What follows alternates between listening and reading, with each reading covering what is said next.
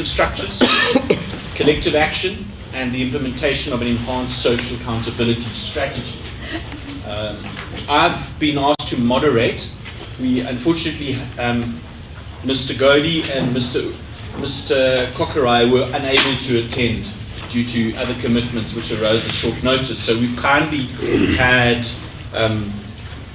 Dalitso, who works at MEGIN, the Malawian Economic Justice Network, who's kindly made himself available, has considerable experience in this area, and who will be making a range of contributions. I've also asked kindly Gertrude Mugizi, who heads up PSAM's regional learning program, to step up and participate in the panel.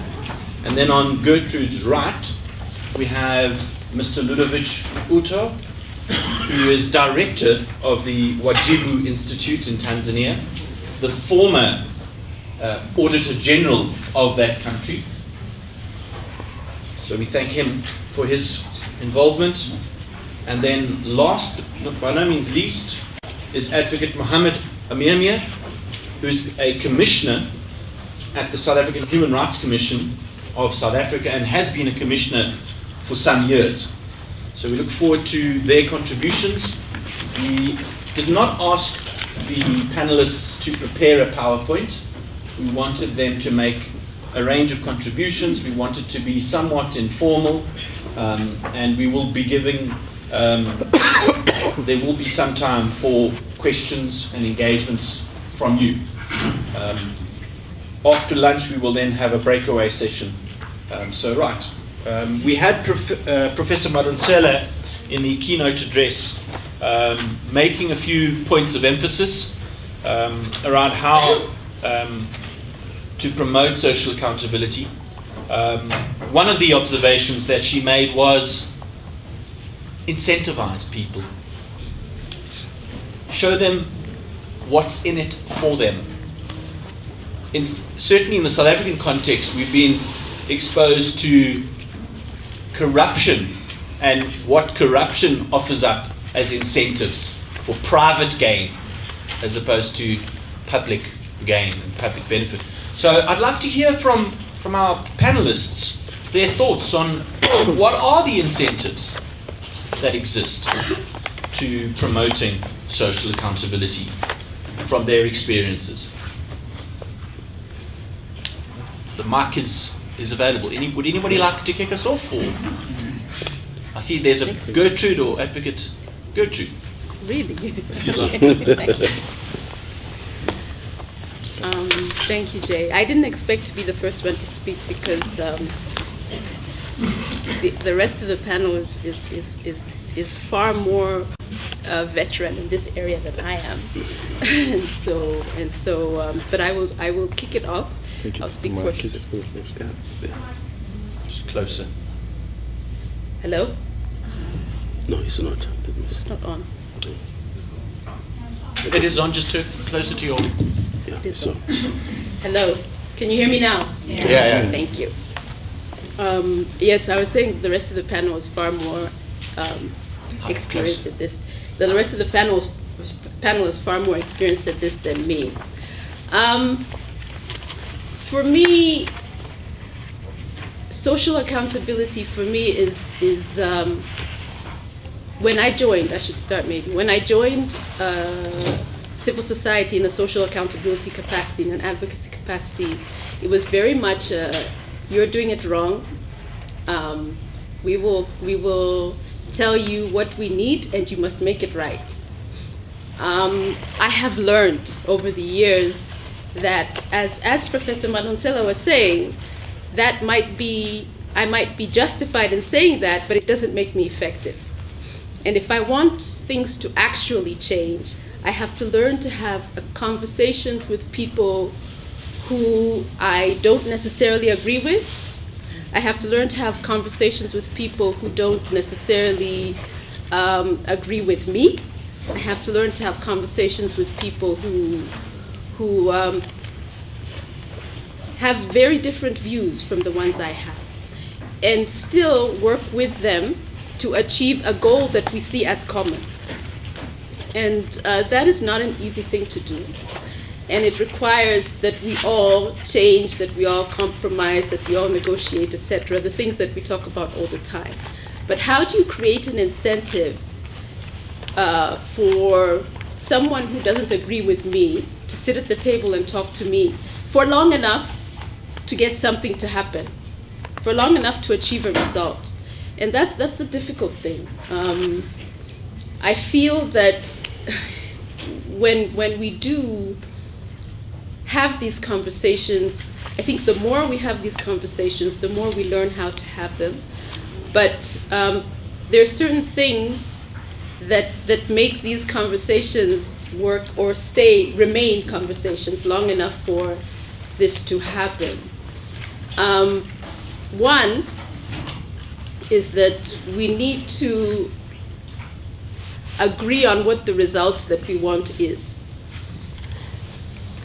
If what we want is, in a community conversation, for example, if the result is that I want water to be coming out of the taps every day when I need it, we ought to all agree that that is what we are working towards to achieve.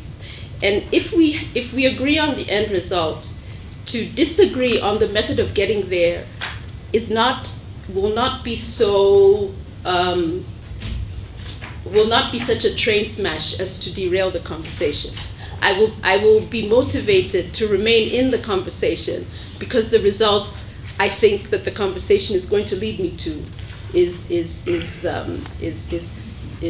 clear to both of us, and I will be more likely to listen to what the other person is saying. The second thing is that I must listen.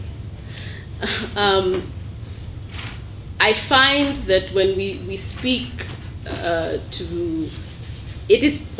easiest narrative to come out of a civil society person is, including myself in some cases, is that things are so wrong. How did they get so wrong? Somebody must do this and make things right. But I do feel that often it is much more difficult to hear that actually I also need to change what I am doing.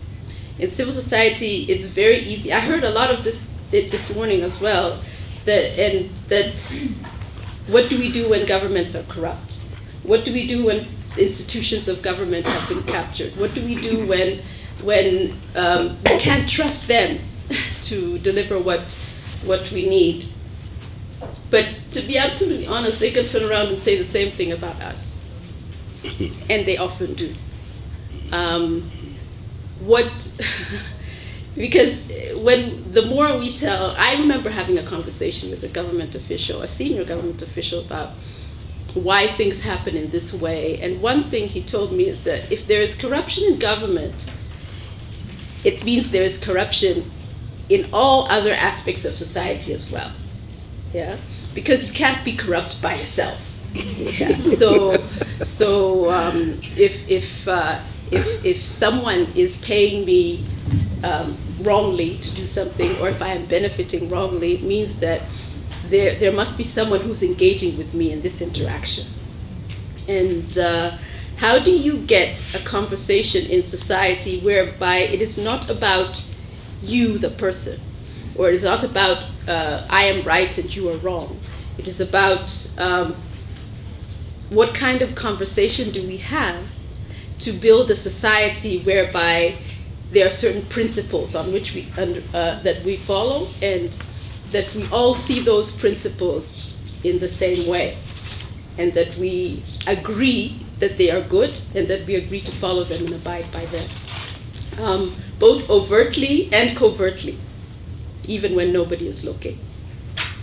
And those principles are there in our constitutions. They are there in our legislative framework. We talk about them. But yet, in many of our societies, we still feel that sometimes it is okay to see something happening that is against those principles and overlook it for reasons that we know ourselves. Yes? Impune corruption happens because we have impune passivity, or we don't take action against what is happening. as civil society, and taking action is a social accountability responsibility in itself.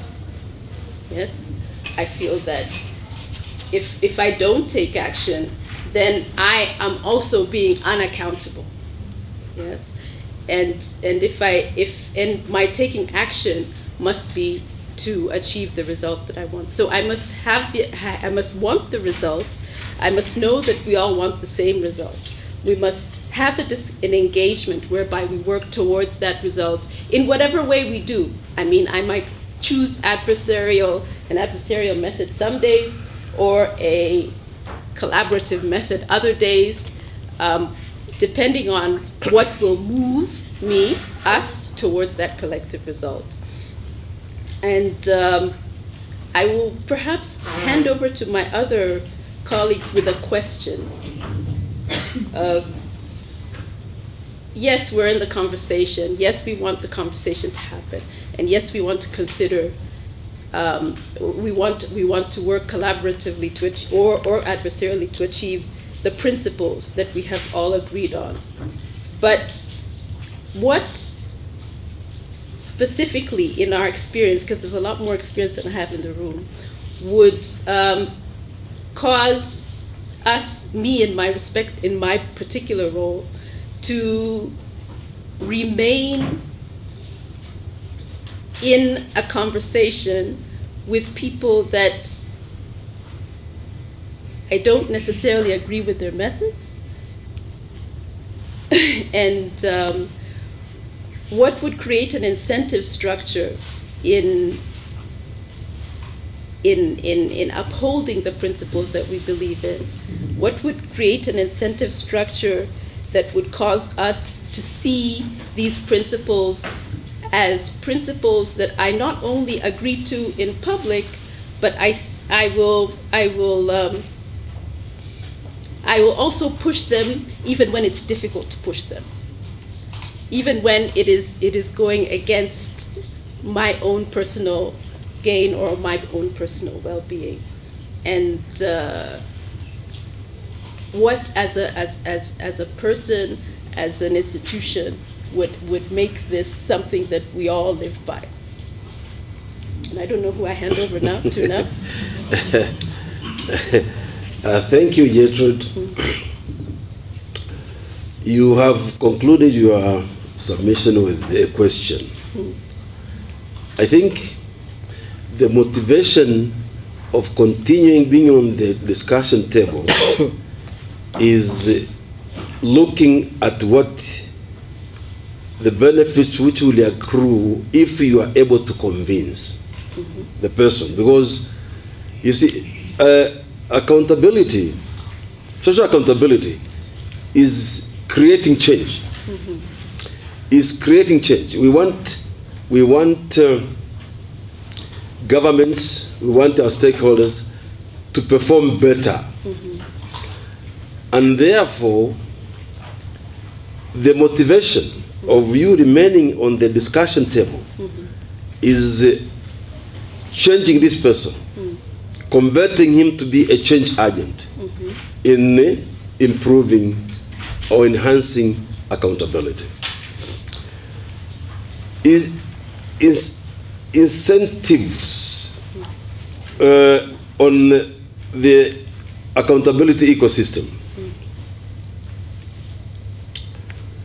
In the first place, I think we are all aware that the accountability ecosystem involves numerous types of people and institutions. And for the accountability to be realized, those involved in the system have to be convinced that there is something to gain. And we are all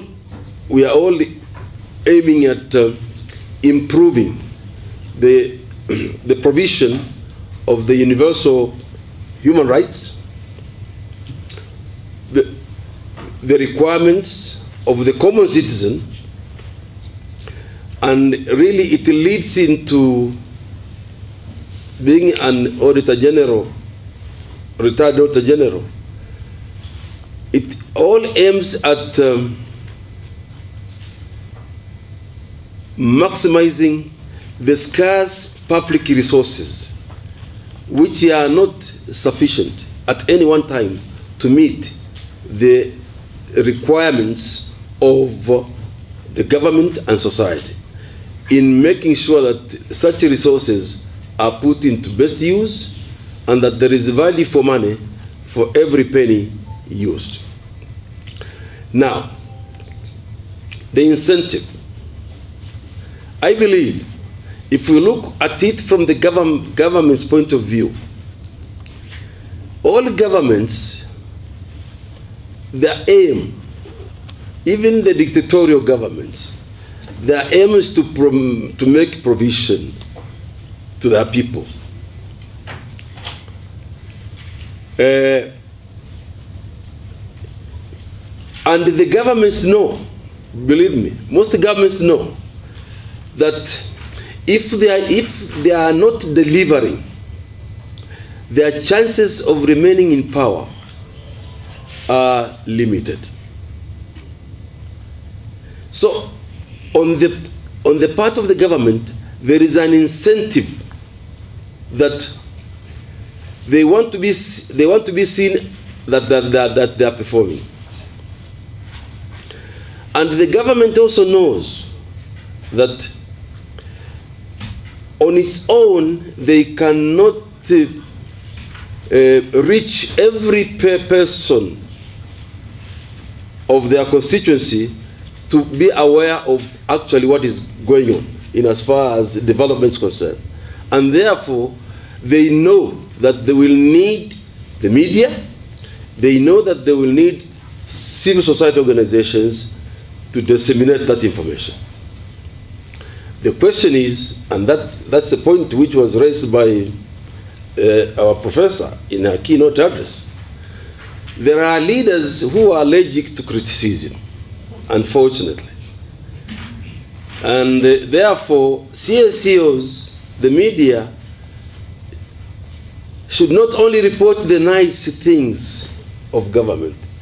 It should be the duty of the media and civil society organizations to report on the performance of governments, both the positive and negative.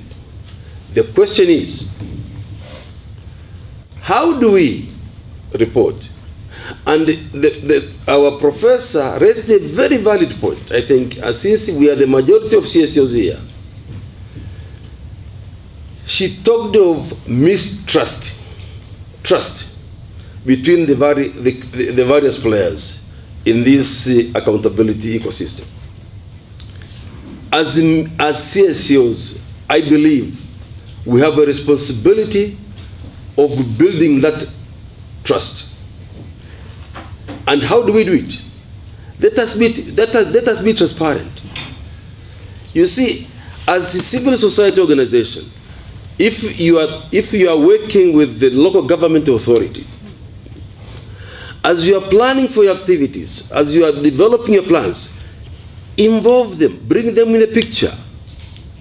You see, sometimes the mistrust comes because we do things under the table, and the government, whichever arm of the government is involved, is not even aware of what we intend to achieve. But if we became more transparent, if we became more accountable ourselves as civil society organizations, I believe it will address the issue of trust between the various players in the cycle. And the incentive for the CSOs and the other players in this is to bring about change. So it might take us a while to get this change. Sometimes CSOs also, we get frustrated because we want to see immediate results. Things do not operate that way. As CSOs, we should not always rush at imitating what is happening elsewhere in other countries. Really, we need to study the political environment we're operating in and act accordingly. We don't want all the CSO leaders to be shot and buried. It will not assist. So really we need to understand the environment we're operating in and then align our approaches in line with that. Thank you. Thank you, Mr. Uto. So there, key message is building trust starts at home. Yeah. Let's hear from Advocate Amelia around the work that the Commission has done, where one at times has to be critical, but also finding a balance between critical and fostering trust. Thank you. Thank you, Program Director. Good morning to everybody, and thank you for having the Human Rights Commission here. I think it's an important conversation that we need to reflect on, particularly given the terms of reference. We need to be reflecting, learning, and adapting to the conversation in such a way that when we walk out of here, we walk out with concrete things so that we can make meaningful contributions in society in a greater way for the greater good as well. I think Professor Madonsela, who was our sister in her previous life, in our sister Chapter 9, had led by example, where she, dispensed with justice through the independence of her office without fear, favor, and prejudice. And the results basically spoke for itself. And I think that's good, because one needs to understand where we come from. We come from a very painful past. The transition into the new democracy, has brought a lot of challenges with it. I say this because, when the governors of the time in 1994 came into power, they were very passionate about human rights and addressing the ills of the past.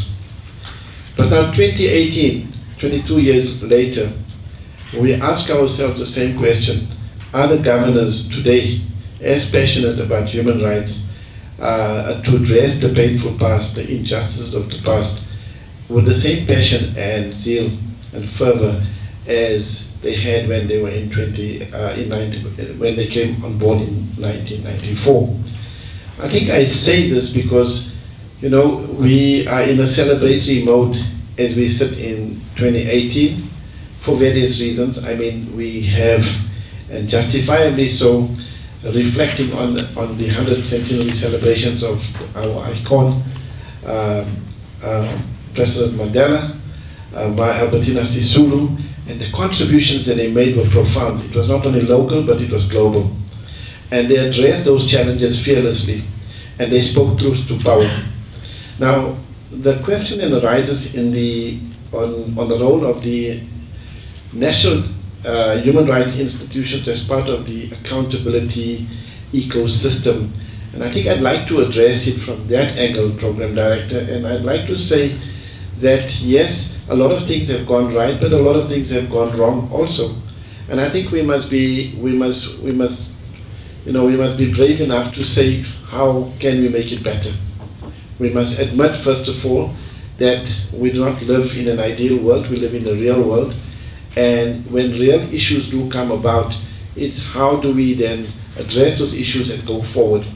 Now, I think as a Human Rights Commission, we basically see accountability. It envisages that those in power will take responsibility for the action. And that accountability, particularly state accountability, is then multi-dimensional. There is a vertical component to it, and there's a horizontal component to it.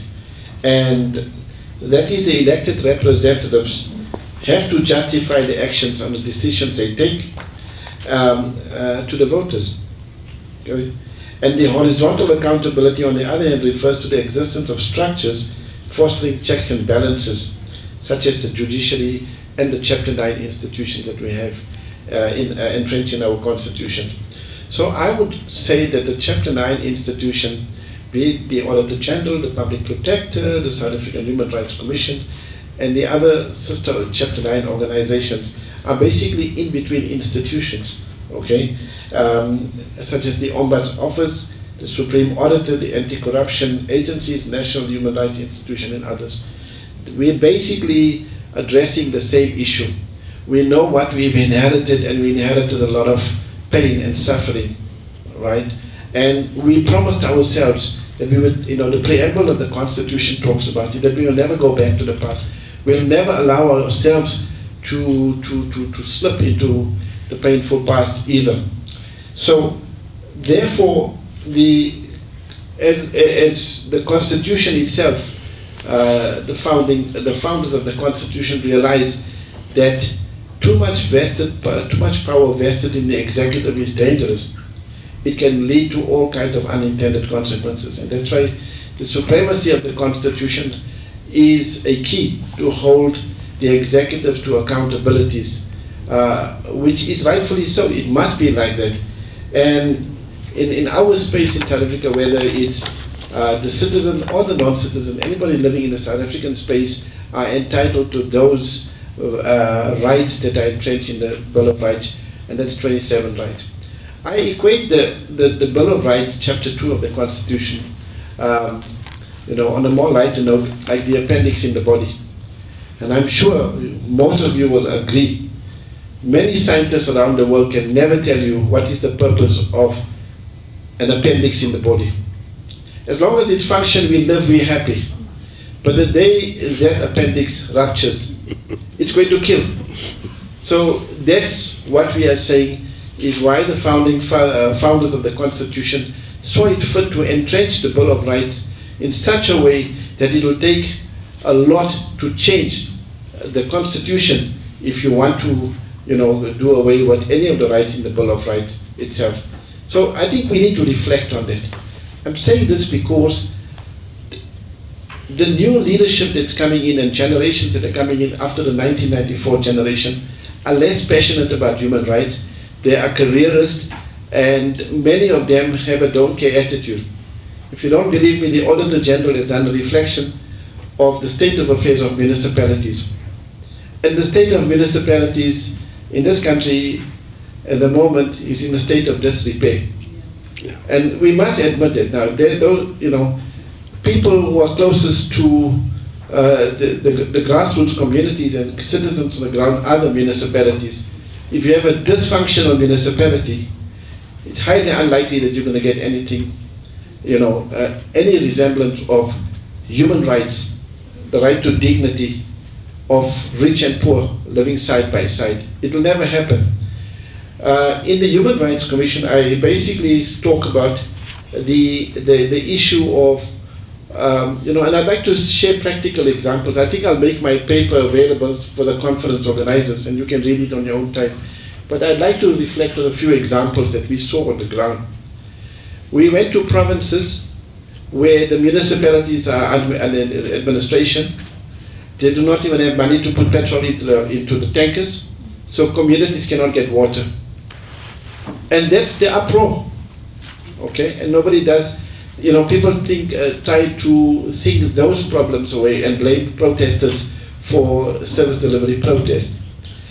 Now, it's untenable because, people's daily existence, as I said, you vote once in 5 years, but your right to water, sanitation, housing, education are day-to-day bread and butter issues. It's everybody's fundamental rights to have those itself. So if we do not have enough resources, then we must share our resources to do so. And I think when we come to the Human Rights Commission as one of the Chapter 9 institutions in the Constitution, we basically say that we are 8 commissioners with 200 staff, and we need to be servant leaders to a nation of 55 million people. It's impossible to be in every corner of this country with the limited resources we have. Therefore, we kind of encourage the collaborative, strategic partnerships with civil society organizations. And we then can use the leveraging powers that the Constitution gives us as a Human Rights Commission, right, to knock on the corridors of power and hold the officials to account for for their actions and their conduct. Now, I'll give you two examples, I think three examples I'd like to kind of just highlight the point. In 2016, or in 2015, the University of Stellenbosch were grappling with how to deal against a very powerful business sector in the micro-lending industry. The stakes were 168 billion rand. The victims were 250,000 farm workers who could not even have enough money after they were being indebted by the micro-lenders, right, into poverty traps to get from point A to point B. Joined hands, the university joined hands with the South African Human Rights Commission. We went to the Western Cape High Court, we got the remedies. The powerful state, the business sector appealed against it to the Constitutional Court. We went to the Constitutional Court and we won. What was shocking about that result, one, is that by the time we got to the Constitutional Court, the poor people were fleeced of 168 billion rand. But when the matter was decided in our favor in the Constitutional Court found that it's beyond 250,000 farm workers. This micro-lending is such a cancerous thing in society, right, that it affects 43% of the population in this country. And they quantified the value to be 1.6, it was about 1.8 trillion rand. It's a lot of money. I mean, where do poor people have that kind of leverage to go to institutions like the Constitutional Court, which is a right to do? But when you go there as adversaries, you must remember the powerful business gets the best lawyers, and they'll fight for their turf, you know. So that was the one example. The other example I'd give is now recently, you must have heard of the famous Western Cape Legal Center, the Women's Legal Center that took the Minister of Justice and the Minister of Home Affairs to court on the vulnerabilities of women and children in Parliament not having passed the Muslim Marriages Act, or the bill that has been lying there in Parliament for 20 years. And they also got their day in court as well, where the court itself then said, we give you Parliament 24 months to fix up the problem, in failing which you will come and account to us. And they gave a cost order against it as well. The third dimension of the work that the Human Rights Commission does is we look into systemic problems, and we then it would then necessitate us calling for national investigations. We did that when we released our mining report about 3 weeks ago. And in the mining report, we found that the mines in social economic affected communities, the tensions that were there, it was around basic bread butter issues. Marikana was a manifestation of that. And there were many other municipalities where these mines are situated, are having those constant battles and tensions, because what happens is a municipality, totally disempowered, cannot even effect legislation to protect the rights of people. People do not have water, they get water in tanks, the water tankers come in and they give filthy water to communities at irregular intervals and so forth. Now, people get frustrated, people get angry, and then they are going to raise their voices, and we need to say, but there are institutions like the Chapter 9s, you know, that offers us free of charge service. Come on hand, come on board with us so that we can make the difference itself. And when we released that report, we then went straight to the Interministerial Committee in Parliament, and Parliament accepted our recommendations. Now what we're going to do is we're going to hold Parliament to account for legislation that is there that must fix up those kind of problems. So Program Director, what I'm basically saying is we have a pivotal and a very important role to play as a Human Rights Commission. Like the Public Protector, we also have an independence to act without fear, favor, and prejudice, and we want to make that difference. But we also appealed here. We think these kind of forums are very important. We need to take hands with you. You know, I say one thing about the Human Rights Commission, like we are fortunate. In one sense, our one foot is in the real world where the grime is, and the challenges are. But our other foot is in the academic spaces and those circles where we can tap onto the best practices so that we can learn and go forward as well. I'd like to echo the sentiments in conclusion, Chair, with our first speaker who said that we must continue these conversations, as uncomfortable as they are. It's not about me, it's about the greater good. And sometimes when that happens, we've got to put our egos in our back pockets. You don't have to be, a learned professor from here. You just have to be a human being. As my previous boss said to me many years ago, Jody Colopet, who later on became the chairperson of the Human Rights Commission, and he's now the judge in the High Court. And when I was appointed as a Human Rights Commission many, many years later, after I did my articles in his law firm, he called me to his office and he said to me, what do you understand by human rights? Because you are the new commissioner now. And the country has invested its confidence in you. And I looked at him and I said, I think it's the right to be a human being. He says, if you start off on that footing, then we can get every other thing right from that perspective. And that has taught me a lot. It has taught me a lot in the work that I've done and in the space that I worked in, and the wonderful people that I met and the wonderful things I've learned. But you do it fearlessly, robustly, because you have the Constitution as a wonderful leveraging power to make it happen. So, Chair, I'm saying to us, these forums are very important, and please join us, because this is how we can make not only the Human Rights Commission, but all the other Chapter 9s even more stronger if we do the strategic collaborative partnerships, so that the outreach is for the greater good. Thank you very much. Thank you, Advocate.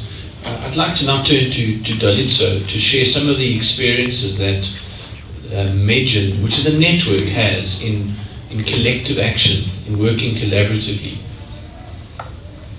Thank you very much.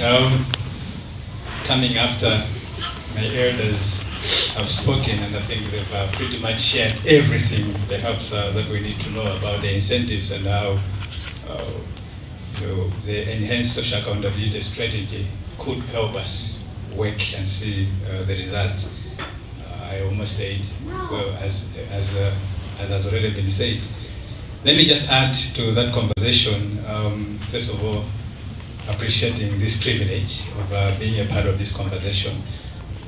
As a young man, 18 years ago, a young economist, I've pretty much been privileged, I think, because it's been a journey full of insights, full of lessons, starting with the public sector as an economist, an intern in one of the ministries, the Ministry of Agriculture in Malawi, and then moving on to a microfinance institution, still with the purpose of helping contribute to making the world a better place for everybody, leaving no one behind.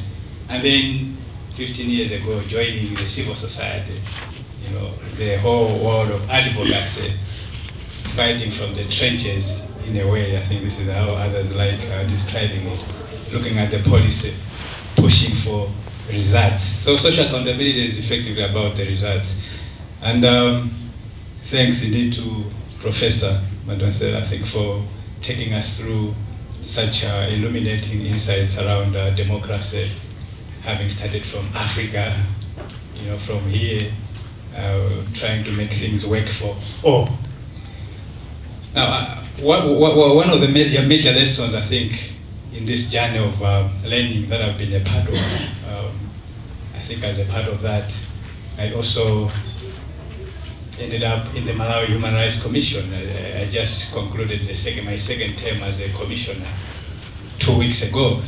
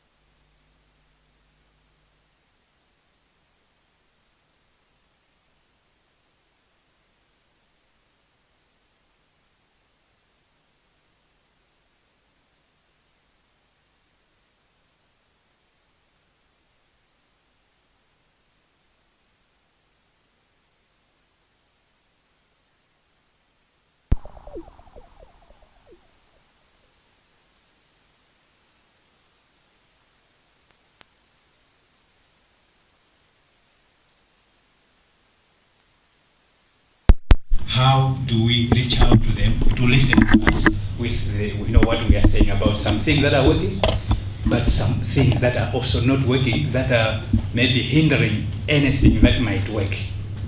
So the demand side and the supply side, I think the interplay has always been very, very useful.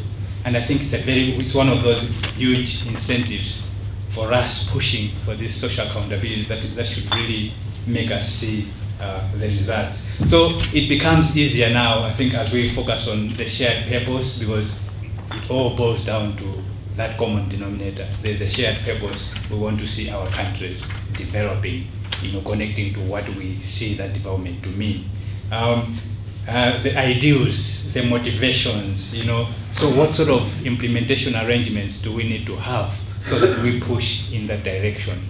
Minimizing on these things that are not working well, but being bold to mention them, but very amicably, very constructively, because we don't want to see doors slamming, in our faces. Because the moment that happens, because maybe we're being too confrontational, then that's the end of that opportunity. So these are some of the things that I would say I think should really be as a part of this incentive. It's working, it has always worked. You will see, the government, you will see the duty bearers at any level, being willing to listen to you because they believe there's something that you are communicating, and then they even open up their hearts and then they tell you the frustrations that they are also facing. And you realize that they're only human beings, and all of us, we're simply wearing different hats. I might be wearing a hat of a civil society. They're wearing a hat of a politician.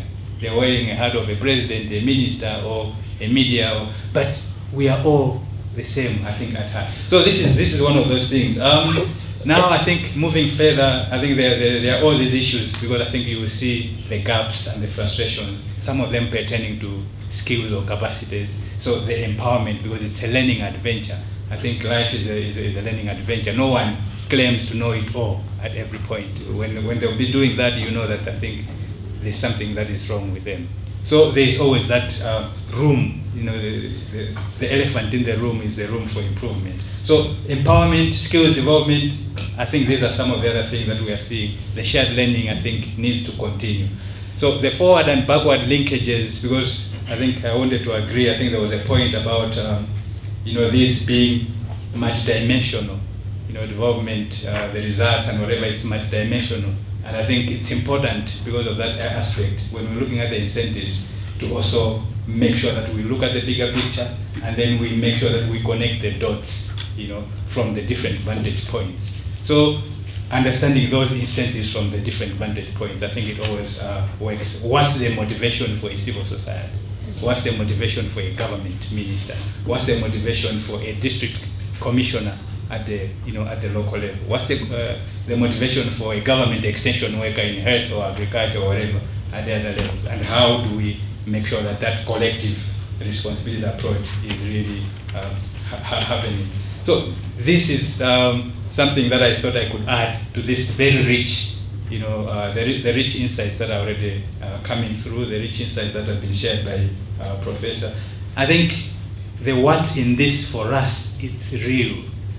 What's in this for them, as we are looking at the collective responsibility, what's in this for me? All of us, the sooner we understand that, the sooner we learn that I think we are failing.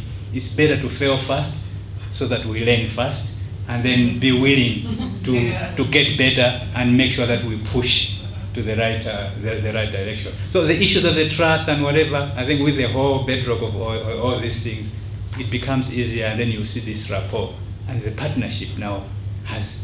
I'm a living testimony of all of that, where the governments, we've had pendulum swings, an extreme left where you are at loggerheads with the civil society, and then maybe it swings the other way. There's some level of appreciation of the civil society.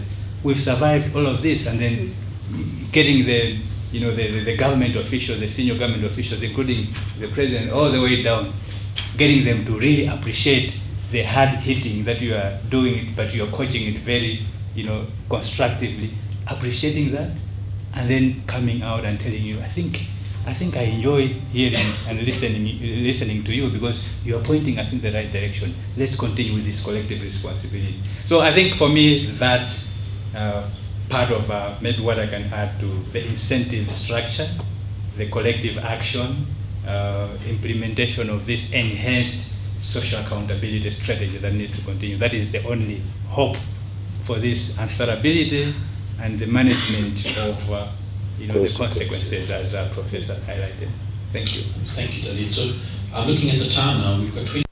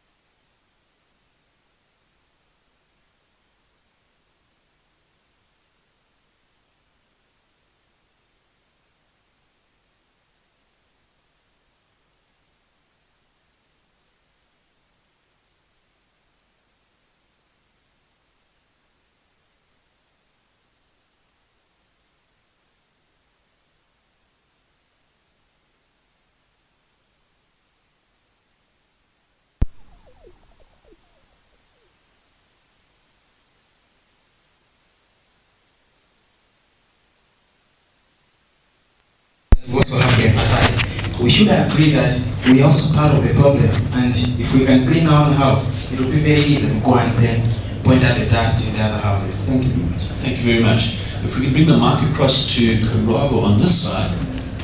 If you could just put your hand up.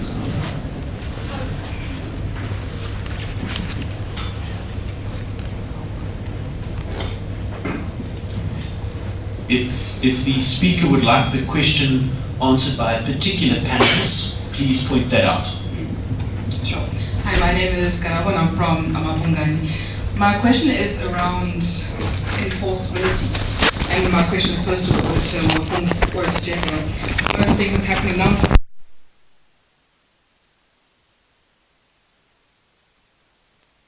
so the muscle to have some kind of accountability mechanism.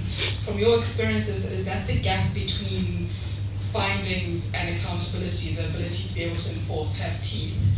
And I'd also like to direct it to the Commission from the South African Human Rights Commission, is that do you find that in your work, the difficulty is being able to enforce your findings? And is that somewhere we need to be looking if we want to have greater accountability? Thank you very much. We have a hand up in the front, Delva. I did miss a hand earlier, that's the fourth hand. So we'll end with the fourth hand and then we'll turn it over to the panelists.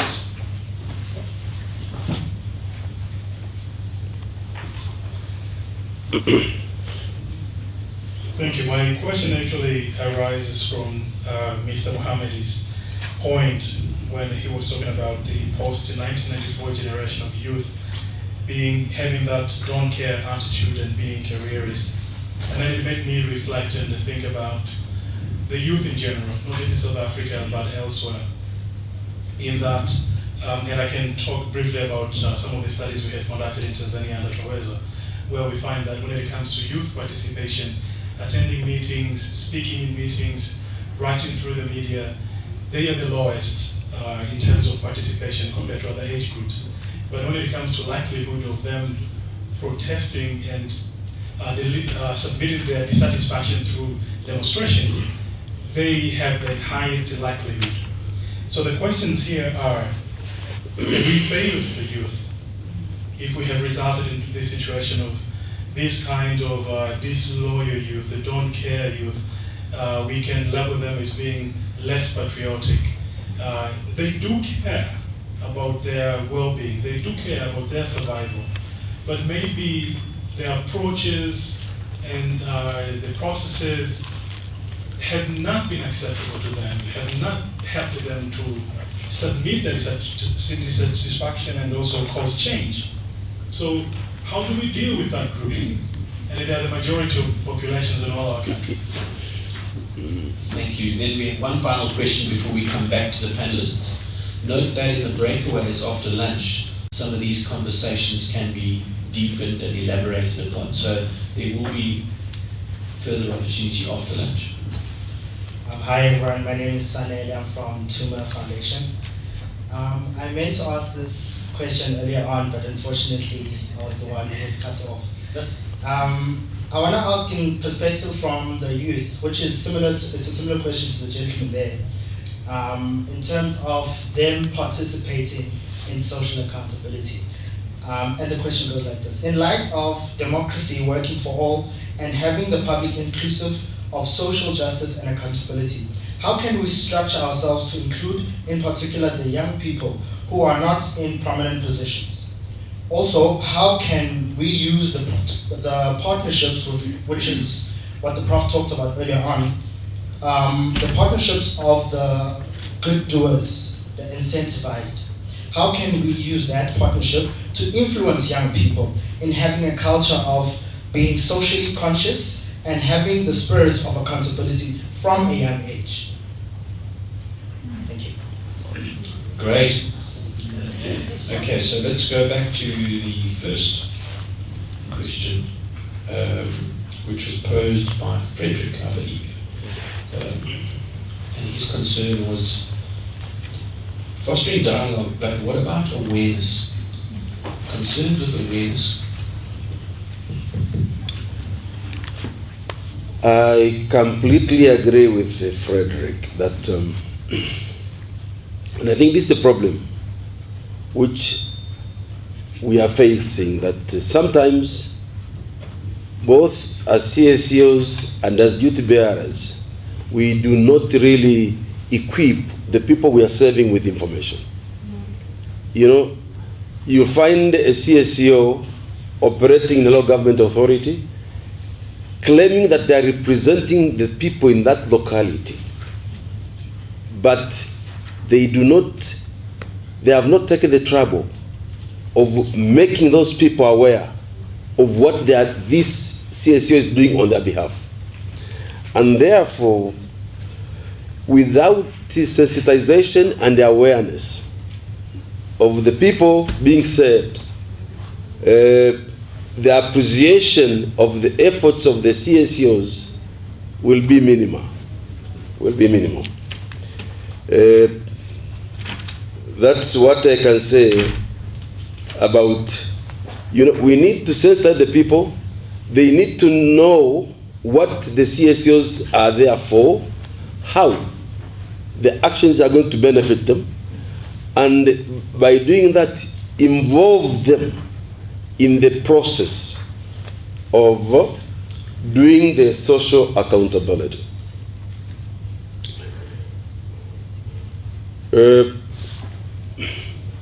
Of course, people cannot demand the rights which they do not know. Absolutely. They will not, because they will not have the knowledge. They will not know what is their right. So I think it is our duty, particularly so CSOs and the media, because for some governments, believe me, it's good if those people they are ruling, they do not know, because they will not have the basis of creating pressure on the governments themselves. But I think for the CSOs and media, I think it's very, very important that we bring that awareness and knowledge of what is there for them. Madame, can I answer the other question? And no, before I go to that, thank you very much. You talked of the CSOs cleaning our houses. That's why I said in my presentation that through to, you know, we need as CSOs, we need to demonstrate what we are advocating. We really need to be open, we need to be transparent, we need to be accountable on our actions for us to be accepted. And if we do that, I said, it will bring about the trust which the professor raised, that where there is mistrust, there can never be a meaningful dialogue or, you know, the partnership in development. Because I don't trust you, you don't trust me. And therefore, and this unfortunately is the situation most CSOs are facing in most of our countries. But as far as building trust is concerned, I'll give a very brief example of what the Tanzanian CSOs are doing. We had, in the previous government, our fourth phase government, it was a sort of friendly government, liberal. It allowed the civic space. There was no, believe me, there was no much restrictions. But right now we are having a government which is not that, is that type of allergic to criticism, you know, and but the issue is, this government we are having today, they are still ready and willing to listen. And that's why in Tanzania, we have an umbrella CSO called the Foundation for Civil Society. It is organizing a week-long CSO week in our new capital, Dodoma, where members of parliament, the ministers, the government are being involved. And the whole idea is to mitigate this civic space shrinkage, you know, so that the government understands the CSO's objective better. And in that week, there are groups, CSO groups, which have been nominated. They are going to have dialogue with the key government ministries and offices, specifically to talk, discuss with them on the role of CSOs in assisting the government to rule better. So, yes, as CSOs, we should not lose hope. We should continue looking for avenues of improving the working relationship between ourselves and the government, and reducing the mistrust which has been on for some time. Karawona, you talked of enforceability of recommendations. I hope I have pronounced your name correctly. Karabo. Karabo. Karabo. Oh, sorry, madam. Sorry, madam. Karabo. Enforceability of recommendations from oversight institutions like the Auditor General. I am happy to hear that the Auditor General here has been given more teeth. But I would say that we have two major types of supreme audit institutions across the globe. We have what is known as the Westminster model, which is modeled on the British system. And under that, the Auditor General has no legal powers to implement his recommendations.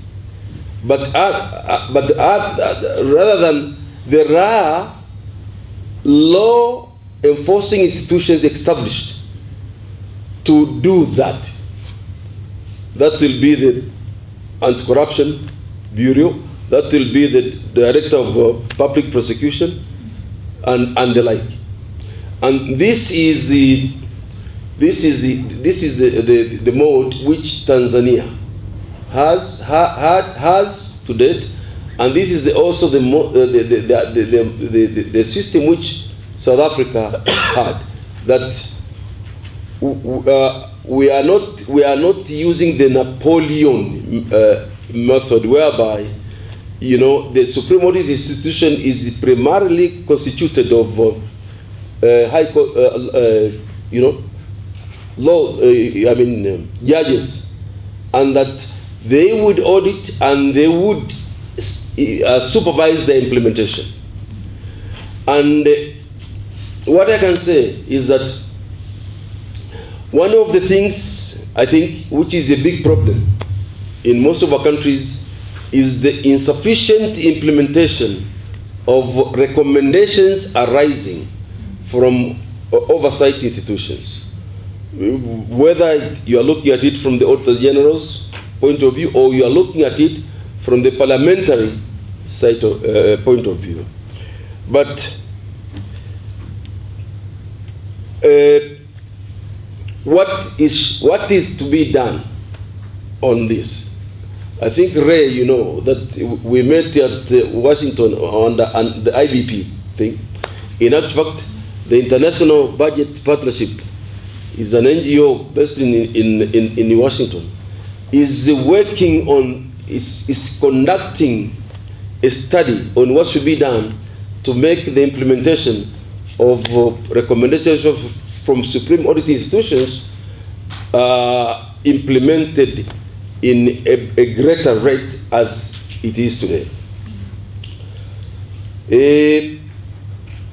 Maybe if I can just add there, one of the progress markers for the enforceability of these results and findings is ensuring awareness at community level. Absolutely. So that members of the public can ask difficult questions of politicians. We're aware that this department, this entity in government performed poorly because the audit results are accessible and they're presented sometimes in formats that ease access to them.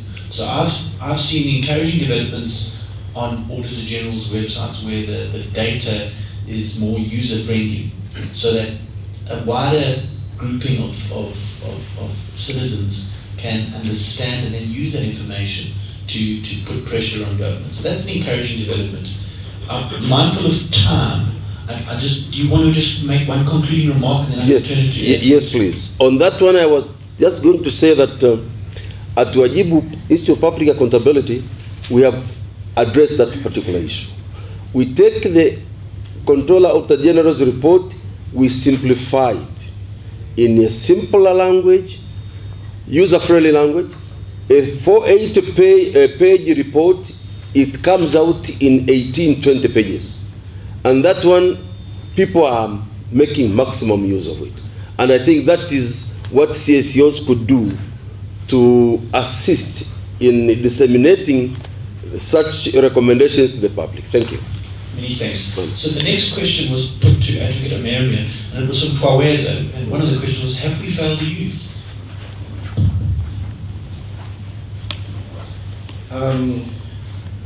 I think we have. Because our youth are basically taking our democracy for granted. I take my own personal experience. In my family, our children just want. They don't know how to share, they don't understand the spirit of Ubuntu and how the other half lives. As long as me, myself, and I are taken care of, I'm happy. Now that to me is worrying. It's worrying because we need to do more as an institution. How do we do more? And I think what we did at the Human Rights Commission through a program called the Access to Justice Program, we revisited the whole Bill of Rights education program in school curriculum. And what we then did was, together with the Department of Basic Education, we worked through a system where we're taking the children from grade 0 right to grade 12 through the fundamental principles of the Bill of Rights. I think that is important. So in the primary school years, we teach them the values of the Constitution and the Bill of Rights. Okay? And then in the high school years, which is grades 8 and 9, we teach them the importance of civil and political rights. And in grade 10 and 11, we teach them socio-economic rights and the importance of them. And when they exit the system in grade 12, we give them a copy of the Constitution with the preamble and the Bill of Rights and where to access justice. So when they walk out into civil society, they are basically going to be much more aware. They don't have to be lawyers to effect the Bill of Rights principle. We further went one step further, and now we've got a national moot court competition that is compulsory, that runs every year annually in the Constitutional Court, where children from all 9 provinces at that level, in the high school level, would present a problem statement on the violation of Bill of Rights before Constitutional Court judges as well. So I think we need to go back to basics, and that's how we need to do it. What I found interesting about that particular project, which we just finished last year, was that the whole world was grappling with that, the question that you asked, how to get a value system into society so that we have a different product at the end of the day. And South Africa basically was commended by the Human Rights Council for that initiative. And the Council of Education of Ministers in SADC have accepted that as a blueprint plan for that education model in our schools. And what the result is, in 2019, we have targeted 360,000 teachers who are going to be the beneficiaries of that education program, and their target audience is going to be 10 million children. So we will get a better product later on. Time will tell, but as opposed to what it was, it's definitely a step in the right direction. I just wanted, while I've got the mic, Chair, to say about the recommendations that Karabo asked and the impact that it has, the legal enforceability. I think the South African Human Rights Commission Act itself, we have biting powers and barking powers. In the past, we used to just bark, and those reports used to come and it used to be glossy and it used to lie on the shelves of Parliament.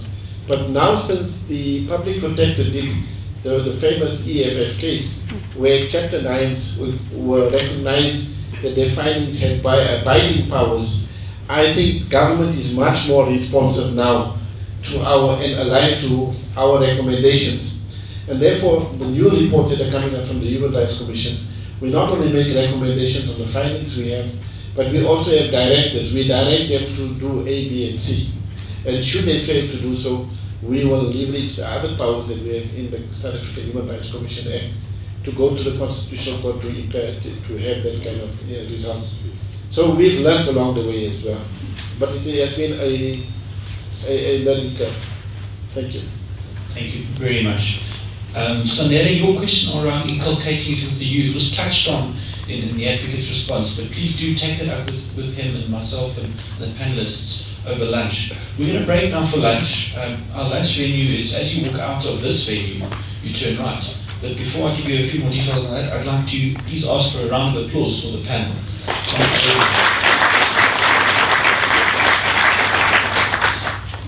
We will reconvene at 2 o'clock. It's now 1:05.